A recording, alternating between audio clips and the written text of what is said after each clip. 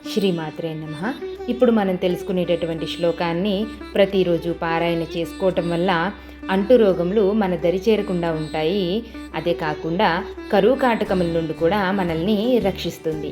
ఇవే కాకుండా మనకి కలిగేటటువంటి అనేక రకములైనటువంటి మానసిక బాధల నుంచి కూడా ఈ శ్లోకము రక్షిస్తుంది.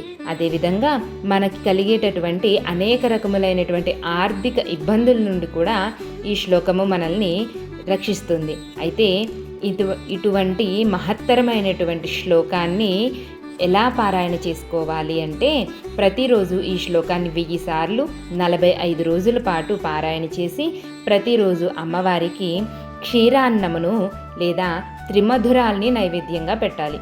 అయితే ఇలా ప్రతిరోజు 1000 సార్లు చదవటము కష్టంగా ఉన్నప్పుడు కనీసము మనకి వీలైనన్ని సార్లు ఈ శ్లోకాన్ని పారాయణ చేసుకుని మనకి ఉన్నటువంటి సమస్య తొలగేంత వరకు ఈ శ్లోక పారాయణం చేస్తూ అమ్మవారికి బెల్లం ముక్క కానీ పానకాన్ని కానీ నైవేద్యంగా పెడుతూ ఉండటం వల్ల ఆ సమస్య అమ్మవారి యొక్క అనుగ్రహంతో అతి తొందరలోనే తొలగుతుంది.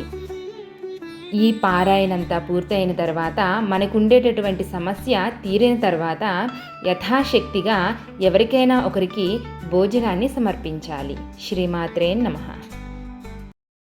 క్షితౌ షట్పంచాశద్విసమధికపంచాశదుదకే హుతాశే ద్వాషష్టిశ్చతురధికపంచాశదనిలే दिवि द्विषट्त्रिंशन्मनसि च चतुष्षष्टिरिति ये मयूखास्तेषामप्युपरि तव पादाम्बुजयुगम्।